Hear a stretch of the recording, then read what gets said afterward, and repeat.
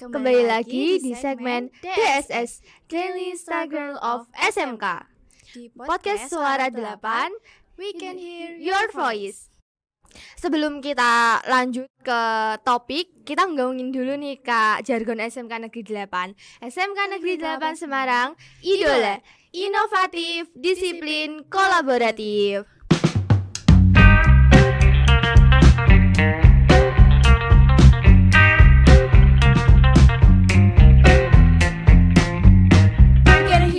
your voice. Wah, ini ternyata tuh ruangan podcast itu kayak gini. Waduh, hawanya beda ya Kak, hawanya beda ya. Iya. Aku juga first time siaran di segmen DSS. Oh, gimana nih perasaannya? Kan ini kamu pertama kali nih di sini.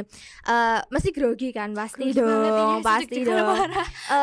Sebelumnya untuk menghilangin grogimu gimana nih? Apakah kamu ada ritual-ritual dulu untuk ngehilangin grogimu ini? Atau gimana nih? Kalau ritual-ritual sih nggak ada ya. Cuman kayak ya tarik nafas aja, tenangin diri sendiri gitu. Yakin aja ya pastinya. Yakin aja yang pasti bisa gitu. Yuk langsung aja kita ke topik kita. Apa nih Kak topik kita hari ini? Topik kita hari ini tuh cukup menarik sih buat cukup menarik banget ya buat teman-teman tuh bener-bener di realita gitu, kalian tuh pasti ada, walaupun kalian nggak ngalamin pasti ada ya Kak, di lingkungan gitu. Kalian tuh pasti ada. Apa tuh Kak, kasih tahu nih judulnya. Topik kita hari ini yaitu toxic friendship. Sebenarnya apa sih Kak toxic friendship itu, biar teman-teman juga tahu nih apa sih toxic itu?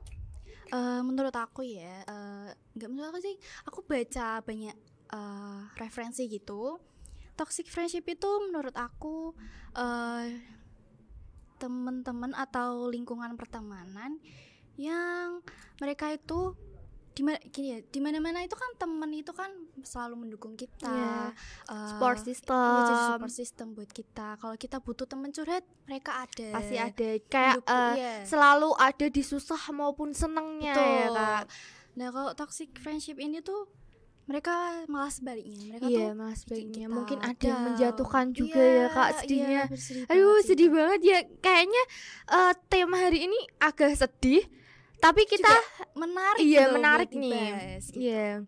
Terus aku juga punya pengalaman nih Kak tentang teman aku, ada juga yang pernah di dalam lingkungan itu. Aku mau ngasih sedikit tips nih buat teman-teman, gimana sih cara kita tuh tahu sebenarnya teman kita itu toksik apa enggak, terus gimana cara ngejauhinnya. Kalau saran dari aku kan banyak banget nih Kak orang-orang yang gak bisa keluar dari hubungan toksik, entah itu pertemanan, entah itu pasangan, itu pasti susah. Yang paling pertama dan utama, kalau memang teman-teman mau keluar dari hubungan toksik itu pasti harus ada penggantinya. Dia kayak punya pengganti dalam lingkungan itu. Kayak semisal nih Kak, aku amit-amit ya, aku ada di hubungan toksik. Aku punya temen yang toksik. Gimana sih cara aku pergi dari lingkungan itu? Ibarat kalau kita udah masuk ke dalam rumah, kita nggak tahu rumah itu tuh rumah hantu atau enggak. Ternyata pas kita buka pintu, rumah itu rumah hantu, yang artinya semua nggak bisa kita langsung keluar aja. Buka pintu keluar tuh nggak bisa, kita harus nyari rumah untuk kita tinggali lagi kan. Artinya kita harus punya temen yang lebih positif lagi kan? Pastinya dong. Terus ada saran-saran juga nggak nih Kak, gimana buat teman-teman nyelesain masalahnya baik-baik, atau bisa nggak sih Kak sebenarnya kita tuh nyadarin teman kita yang toksik itu, bisa nggak sih menurut Kakak sendiri? Menurut aku buat kayak ngasih tahu teman kita itu, kamu itu tuh orangnya toksik, maksudnya kamu kasar gitu, bisa sih. Cuman gini ya, orang toksik itu tuh mereka sering kali, kebanyakan mereka itu tuh nggak sadar kalau mereka itu tuh punya kepribadian yang kayak nggak sadar negatif apa gitu yang kita lakuin. Kan. Jadi tuh kita mau ngasih tahu berapa kali pun itu, kalau orang ini tetap nggak merasa bersalah kayak gitu, nggak susah, nggak gitu. bisa gitu loh, karena emang udah dari lahir kayak gitu. Jadi biar teman-teman di rumah tahu apakah kalian saat ini itu lagi ada di lingkungan toksik iya. gak sih. Jadi teman-teman, kalau kalian mau mengetahuinya, jadi yang dimaksud dengan toxic friendship itu adalah seperti ini. Kalau kalian circle, mesti kan dalam kelas mesti ada yang kata-kata circle-circlean. Pasti kan di kelas kalian ada kan yang kayak gitu. Sebenarnya nggak salah ya Kak. Kalau Iya, kita mau sebenarnya circle-circlean dalam kelas itu nggak apa-apa. Pasti kan ya mungkin ada circle yang tanda kutip circle yang kayak gitu kan, pasti yang ada toxic gitu. Tapi circle yang baik itu yang dimaksud kayak gini, kayak circle itu adalah teman yang baik. Bukan berarti kita sama teman yang lain itu nggak temenan, nggak. Ya kita tetap temenan, tapi ini loh circle itu teman yang bisa dengerin kita cerita, iya gitu bisa kan. jaga rahasia kita kan. Iya. Tapi ada juga yang circle yang dimaksud circle toxic itu adalah circle yang senggol salah sini. Betul. Paham gak sih Kak? Kayak Iya. Dan dia tuh berusaha hidupnya nggak menjatuhkan tenang satu sama lain gitu. Iya, kayak gitu. Berusaha cari jeleknya si A si B gitu. Kayak Itu gitu. Kadang juga dia juga bikin permasalahan di circle-nya namanya, sendiri. iya, bikin banyak drama gitu Iya, gak sih? banyak drama. Terus kayak dia tuh nyari masalah ke circle-circle lain bahkan kayak gitu bisa ada yang kayak gitu. Jadi buat teman-teman, jangan minder kok kalau emang kalian punya circle, ya itu buatlah circle kalian menjadi circle yang positif, enggak circle yang ngejudge orang lain, menghina orang lain, bahkan yang membicarakan keburukan orang lain iya. gitu. Itu tuh sangat tidak dibenarkan gitu. Iya, sangat tidak dibenarkan di kalangan apapun. Mau SMP, SMK, SMA. Iya. SD pun juga enggak boleh gitu. Banget tuh Kak kayak gitu. Lalu kita juga harus ini ya Kak, kalau semisal kita mau circlean sama lawan jenis, itu sebenarnya juga nggak apa-apa banget kalau emang nggak ada yang ngelarang sih. Iya, nggak ada yang ngelarang. Itu hak kamu. Iya, gitu. Kalau memang kalian udah satu pikiran, ya udah boleh-boleh aja dong. Apalagi kalau nyambung sefrekuensi. Nyambung banget. Terus untuk kalian mengenali ada beberapa kriteria nih Kak. Gimana sih teman-teman palsu? Gitu. Teman-teman palsu itu kayak contohnya kalau semisal kamu ada di ruangan itu, mereka nggak ngomongin kalian, tapi kalau kalian nggak ada di situ, kalian pasti diomongin. Terus itu loh si ini tuh deh kayak gitu loh yang contohnya satu ya, yang kedua mereka itu yang orang-orang toksik ini tuh mereka seringkali sukanya ngekritik orang, tapi ketika mereka dikritik balik, mereka tuh nggak suka gitu. Iya, kayak gitu. Jadi membela diri gitu. Iya. Terus ada juga nih Kak yang ketiga, dia itu kayak nggak suka sama perkembanganmu. Kayak kamu lagi semisal kamu ada podcast nih di sini, dia nggak suka, kayak dia tuh nggak jadi support system kamu gitu, kan. Iya, kayak gitu juga ada.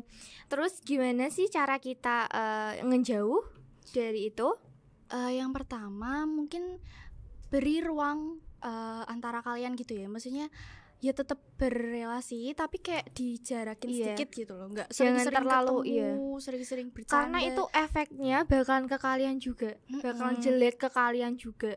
Kalau emang kalian punya circle pertemanan yang jelek, kalian tetap stay di situ, dipaksain stay di situ, kalian juga yang akan jelek. Iya, sebaiknya tuh kayak menarik diri lah dari orang-orang yang seperti itu. Dan menurut aku jangan terlalu sering bercerita soal hal pribadi kalian ke orang-orang yang toksik ini, karena ini benar-benar bahaya sih. Kayak misalkan harapan kamu, mimpi kamu itu tuh ya maksudnya dikurang-kurangin cerita kayak gitu ke mereka ini yang toksik. Sebenarnya kita curhat ke temen nggak apa-apa ya, curhat ke temen nggak apa-apa. Tapi kita harus punya rahasia yang kita simpen sendiri tuh pasti harus tahu, harus ada. Iya, harus. Jadi pesan dan kesan dari segmen kita kali ini adalah, kalau pesan dari aku dulu ya Kak, boleh. Kita nggak apa-apa kok pilih-pilih temen itu, nggak apa-apa. Kita milih temennya tuh gini, yang sefrekuensi. Pertama, kita milih-pilih temen tuh bukan berarti gini kayak kamu nggak selevel kok sama aku, kamu nggak temanku, bukan gitu ya. Tapi kita milih-pilih temennya tuh yang baik, yang mungkin bisa mendukung. Yang bisa mendukung. Mungkin kriterianya temennya yang rajin sholat semisal kayak boleh gitu. Tuh. Itu kan efeknya akan di kehidupan kita gitu juga loh, kan. Terus yang enggak toksik dalam bicaranya kan bisa aja. Betul. Itu sangat memengaruhi banget betul, ya Kak. betul, Toksik mulut itu bener-bener memengaruhi banget. Dan gak cuman mulut sih, kayak tingkah laku juga. Kasar atau enggaknya. Itu penting banget itu sih. Itu bener-bener sih kalau semisal ada kok orang yang kamu toksikin lewat mulut nih, bisa dia tuh sakit hati banget tuh ada. Bisa, cuman dia nggak ngomong aja gitu loh. Nggak ngomong, itu kan bikin ngerusak mental orang lain kan. Betul. Jadi itu sebenarnya kamu nggak apa-apa mau circle-circlean, mau sebanyak apapun circlemu, kalau memang circlemu itu positif tuh nggak apa-apa banget. Gitu. Next, kalau dari aku, gini sih, yang terpenting dalam hidup kamu itu kesehatan mental kamu. Maksudnya diri kamu sendiri itu juga penting. Jangan terus kamu itu tipe yang setia kawan, terus kamu sama temen tuh jadi lengket banget, jadi nggak memperdulikan dirimu sendiri. Intinya kayak kesehatan mental itu tuh penting gitu loh. Tetap yang nomor 1 ya. Iya, harus nomor 1 dulu gitu. Itu aja sih dari aku. Oke, jangan lupa tetap pantengin terus podcast Suara 8 karena setiap minggunya akan ada konten-konten menarik lainnya. Tetap semangat, jaga kesehatan, jangan lupa bahagia. SMK bisa, SMK hebat, SMK bisa hebat. 2, 3. Kamera roll, bentar. Kamera roll. Hati-hati, Bu. Bentar. Udah. Audio roll.